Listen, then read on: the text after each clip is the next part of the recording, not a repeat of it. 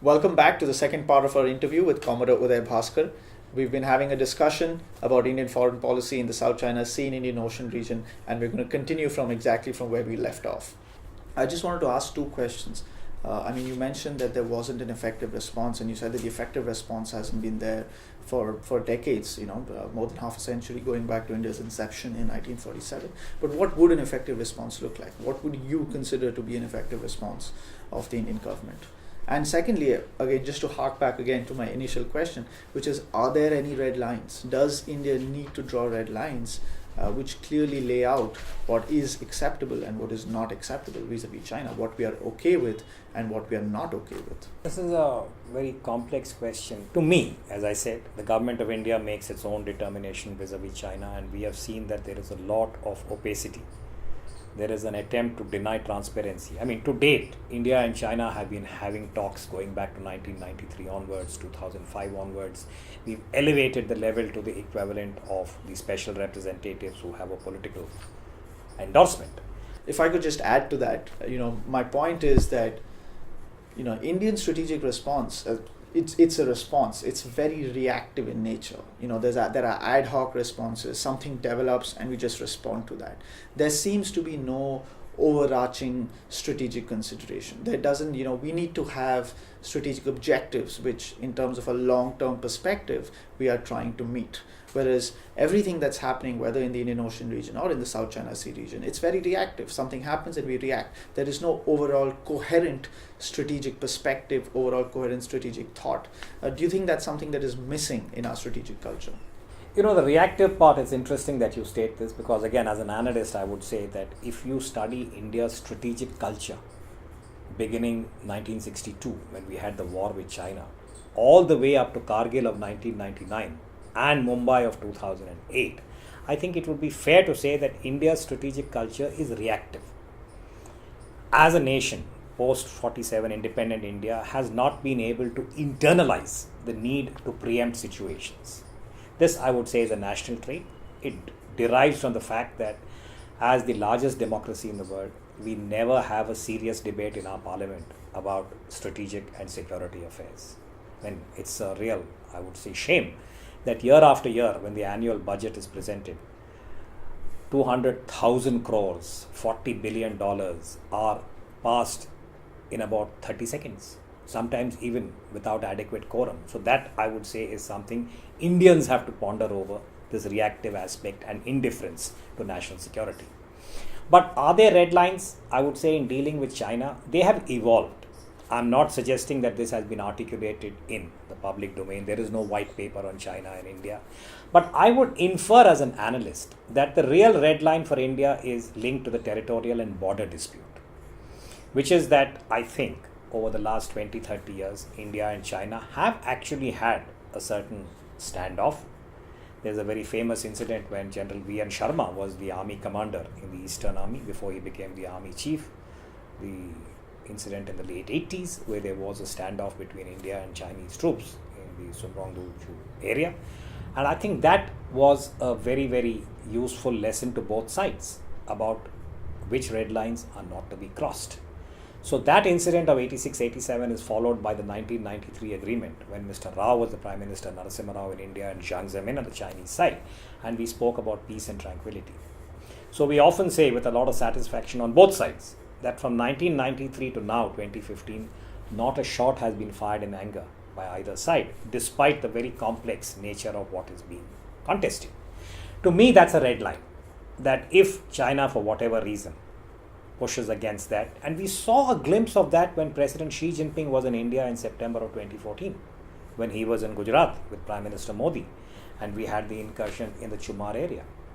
Now the Chinese maintained that it was the Indians who actually intruded. So you have a complete mirror image. And this is where I think the two political establishments have to arrive at some kind of an accommodation. Otherwise, I would submit that this could be the red line in relation to China specifically. The other red line, again I infer, this is not part of any Indian government document or there is no public articulation. Any repeat of a Mumbai incident that has a link back to Pakistan, which I think would be probably very high, and then we are aware of the Sino-Pak cooperation, could lead to a response from India, which I think is currently not being properly anticipated. These to me are the two tangible areas and red lines, if you will. What will happen at sea? What will happen in terms of Chinese actions? I think they have a longer shelf life or a longer lead time before they really impact or impinge on India's national security. Short of saying that Chinese naval units are actually going to engage in the exchange of ordnance with Indian naval units, that is definitely an act that could be deemed as a red line. But I see that as a very low probability. So to me, the red lines are linked with the territorial and border dispute, and this is something both sides know, by the way. What I am saying is not, ab initio or something that has not been deliberated upon. Both Beijing and Delhi are aware of what is at stake. Then this whole aspiration about an Asian century and the fact that the global economic center of gravity will shift east, all of that would be put on hold in the event India and China actually cross that particular red line. Moving on to something that you were talking about, the Myanmar relationship. Yes, I mean the India-Myanmar relationship, of course, which has benefited a lot in recent times because of the growing democratization of Myanmar. I mean, Myanmar had a very authoritarian regime which was significantly closer to China, and it appears that its democratization is definitely tilting it towards India a little more and strengthening India's hand vis-a-vis China.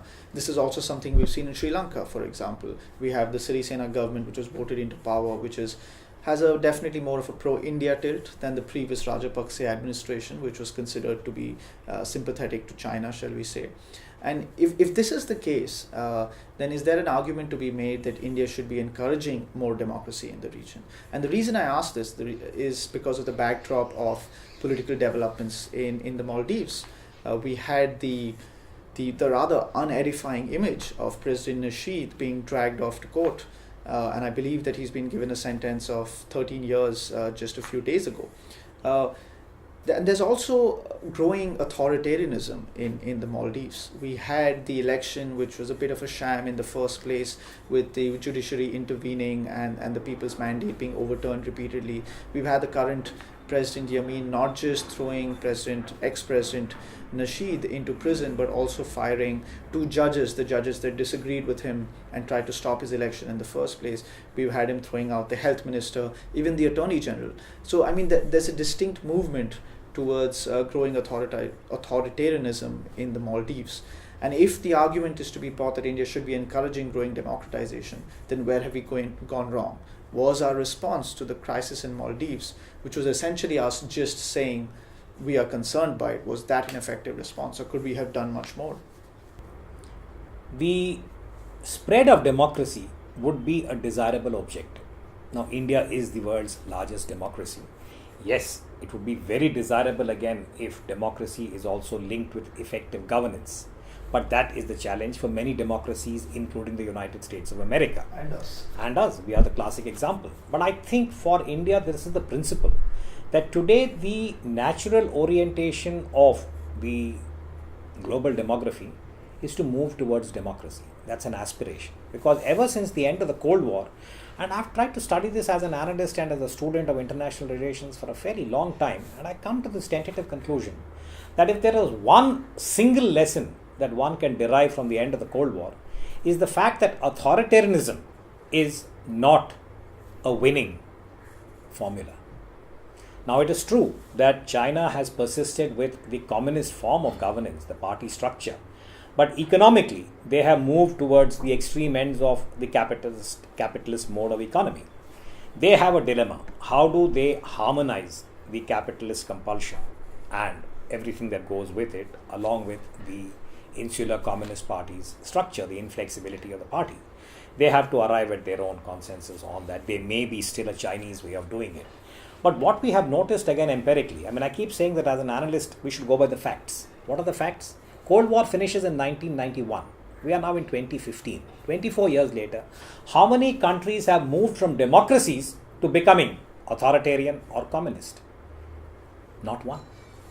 Even in countries like Myanmar, where the army had a very strong control and it seemed as if they were moving into the Chinese orbit, as I said, you see the aspiration of the people and they have moved to a certain democratic transition. We see this in Indonesia. where again there was a very large footprint of the military at one time. It was a very authoritarian regime. South Korea is a good example. Though, mind you, South Korea predates the end of the Cold War. So my point is that for India, this is perhaps India's greatest USP in relation to China. That the rise of China causes anxiety all over, both regionally and globally. But the entire world seems to be encouraging India to rise. If India does not rise, I would say the problems would be that of India's own internal limitations and the poverty of India's political class, that they cannot realize the kind of favorable environment they have. And I think in the long run, India's ability to export democracy is not such a great idea, because we know from the American experience in the last 20 odd years that democracy has to grow from within. Each country, however small or big, has its own rhythms. From a small island state like Maldives, which is roughly 500,000, to larger countries in different parts of the world which are trying to make the transition. Maybe Nigeria today is a good example of the transition that has been made. But will they stay the course? So I think for India, it is by sheer example. And where countries want support, by the way, every island state in the Indian Ocean of proximity has taken India's help to consolidate their governments at different points in time.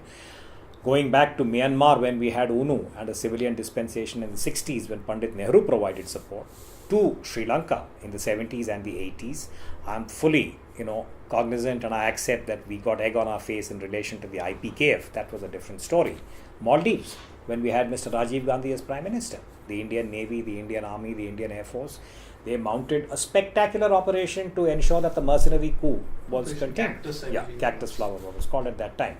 Like this, I think India's ability to be a net security provider, whether it is tsunami December 2004 or political crises that hit these countries, when called upon, India has done its bit. But I, as an analyst, am a little cautious, and I keep saying that don't get into this export democracy kind of fervor, because that's very, very complex and you could really skid on many banana peels and with a lot of bloodshed.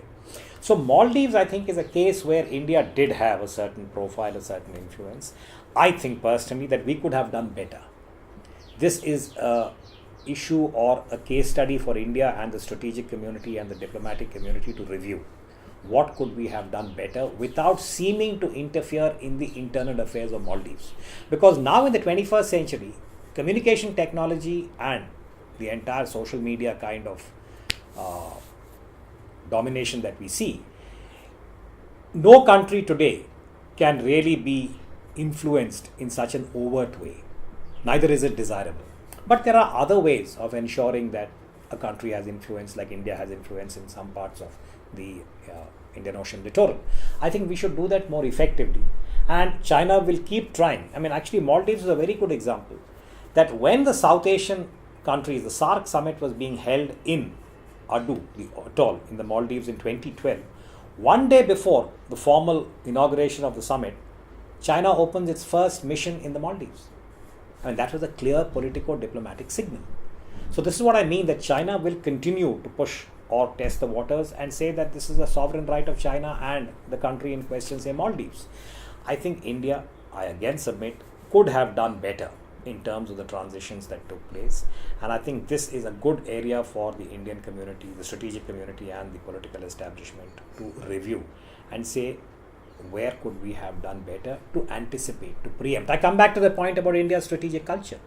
This is what I mean, that in the neighborhood, we have to have that degree of alertness to be on top of the situation, to have appropriate information intelligence coming back, and then how do you deal with it in a manner that would be acceptable to the political establishment and the people of that country. Again, if you would allow me, I have two counter questions to some of the points that you made. You spoke about the dangers of exporting democracy. And of course, we have some stunning failures of America exporting democracy that we can learn a lot of lessons from. But on the other hand, we also have two Indian successes that we can look back on. First of all, Operation Cactus, which we were speaking about, where the Rajiv Gandhi administration intervened quite spectacularly to avert a coup in the Maldives itself. And we have, of course, the 1971 war, where the Indian military essentially liberated Bangladesh. And that was another case of us encouraging democracy in, at that time, an authoritarian Pakistani regime. So is there a case to be made that India needs to be encouraging more democracy in the region? I'm not necessarily suggesting military intervention, because personally I'm not in favor of that myself, but the intervention doesn't need to be military in nature. The point is that should India intervene more forcefully to encourage democracy in Maldives? And my second counter question is, to pick up from what you were talking about, you said that the Indian strategic community needs to think about what went wrong, needs to think about what we could have done better to address the situation, the crisis in Maldives. Well, as a leading light of the strategic community itself, I'm going to pose the question to you and tell you, where did we go wrong? What could we have done better? At what point should we have done something else? Was it, for example, when the elections were happening, when President Nasheed was clearly given a popular mandate, but there was continuous interference from the judiciary and from some of the political elements to prevent President Nasheed coming to power? Was that a point at which India could have taken a stance, perhaps intervened a little more forcefully? There are three issues here, and you framed it as a counter question, so perhaps I might give a counter answer if you allow me. First, on the military aspect, I'm the first to again very happily accept that 1971, the birth of Bangladesh, was a stunning military success. It had not happened in 2000 years, frankly, from Ashoka and Kalinga to, I would say, the birth of Bangladesh. Yes, Maldives, 1988, Rajiv Gandhi as Prime Minister and General V.N. Sharma as the Army Chief, Admiral Nadkarni, and they coordinated, I forget who was the Air Chief at that time. But, and this is the big but, two very emphatic military successes were not translated into abiding political consolidation. And I think that is an Indian weakness, that we are unable at the apex level, this is what I meant by strategic culture, to be able to comprehend how to use the military as an instrument of state in furthering larger political and strategic objectives. I think this is a big failure in India, which is why we were not able to consolidate Bangladesh after 1971.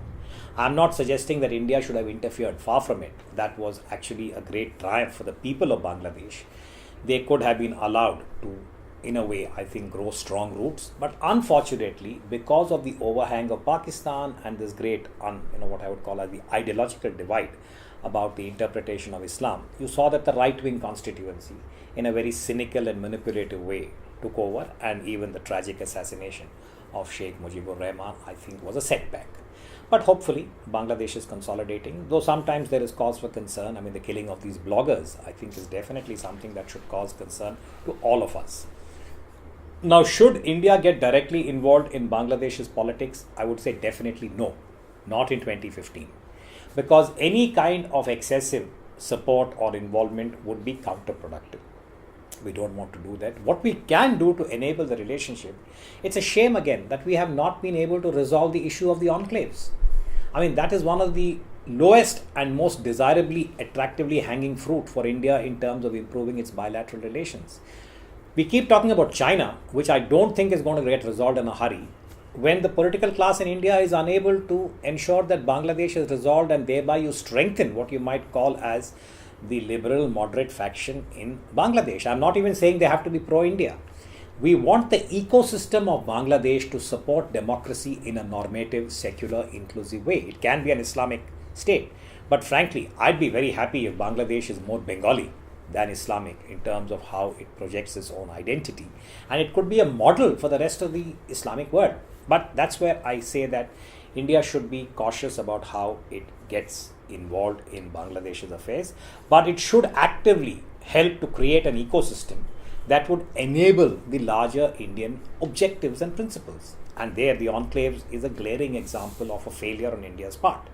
Now, Maldives, in much the same way, do not get directly involved. But from 88, if Maldives had not fallen off the Indian radar, I would say that starting with the economic liberalization, we should have had the equivalent of a comprehensive Indian Ocean island strategy, which would have included the Maldives, the Seychelles, Sri Lanka, and seen how we could have improved what I constantly say is irrigate the ecosystem.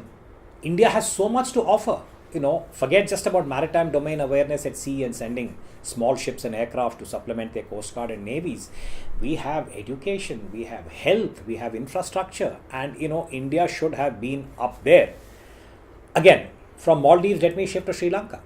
we moan and groan about China's presence in Sri Lanka, when in good faith, Sri Lanka had offered the Hambantota port to India to invest there and make it into a viable port. We didn't have the capacity.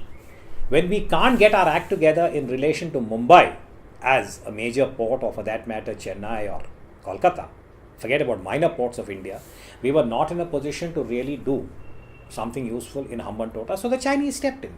So I think India should really be looking inwards and saying, what kind of a support can you provide to countries, island states like the Maldives, so that their ecosystem becomes more favorable to India.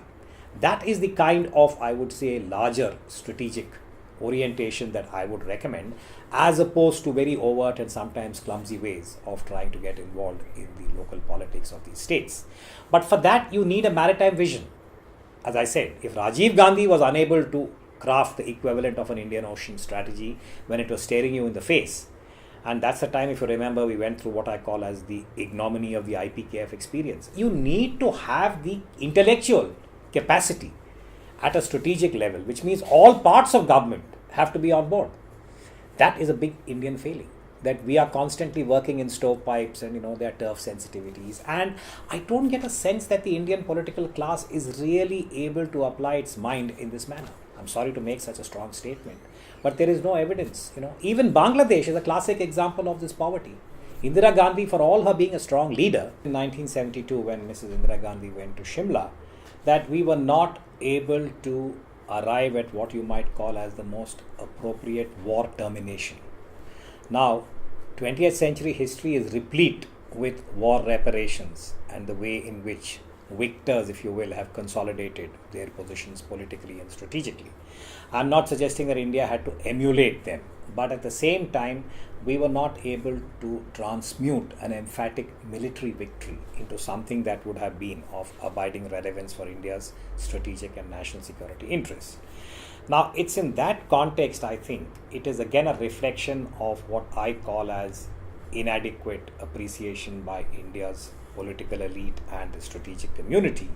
And Maldives perhaps becomes an example, in as much as Sri Lanka was an example during the Rajiv Gandhi years. That the way we went into Sri Lanka, I would say, was perhaps impulsive, not well thought of.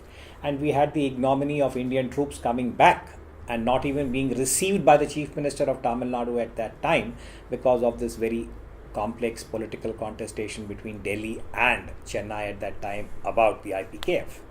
So Maldives, if you extrapolate, I would say that to me as an analyst, the inadequacy was about the inability to arrive at an informed assessment about what is likely to happen in Maldives. It's a small island state, 500,000 people, a capital that is fairly well, shall we say, mapped out. And again, the sense one gets is that India was surprised at the way in which the political contestation took place and the former President Nasheed was treated and so on. My only point when I keep saying that the establishment in India should review and get all the principal stakeholders and players to really offer their own perspective, to say what could we have done better. And I have my own, shall we say, assessment about some of the information intelligence kind of inputs. Maybe it would not be appropriate, particularly in a forum like this. But all I would say is that those who have been following this closely for deriving the right lessons are not unaware. Yes, some principles are involved in the Indian hierarchy, both at the level of the Prime Minister's office and in the Indian Foreign Office. So also I would say in the intelligence agencies. But we need a coordinated kind of review saying what could we have done better so that we don't end up in the same kind of situation. And the driver for this should really be the fact that there are external forces, including China, who are consolidating their position. So I think we should really take forward what Prime Minister Modi had suggested in Mauritius. India should live up to the maritime potential that it has been endowed with, which means you must really have that maritime acumen. It's about that intangible quality. Empathy with the seas. Delhi has been tenaciously sea blind. We hope that it is changing now. Well, I'm going to end with that, Commodore Bhaskar. I mean, you brought up a lot of other fascinating issues. I'd love to sit and talk about the Shimla Accord and the Versailles Syndrome, which is how I characterize it. But unfortunately, we've run out of time today. Thank you so much for sitting down and talking with us. It's been an absolute pleasure. We hope to see you again and to enjoy such a lively conversation in the future. Thank you so I much. also enjoyed this chat. Thank you very much. Thank you.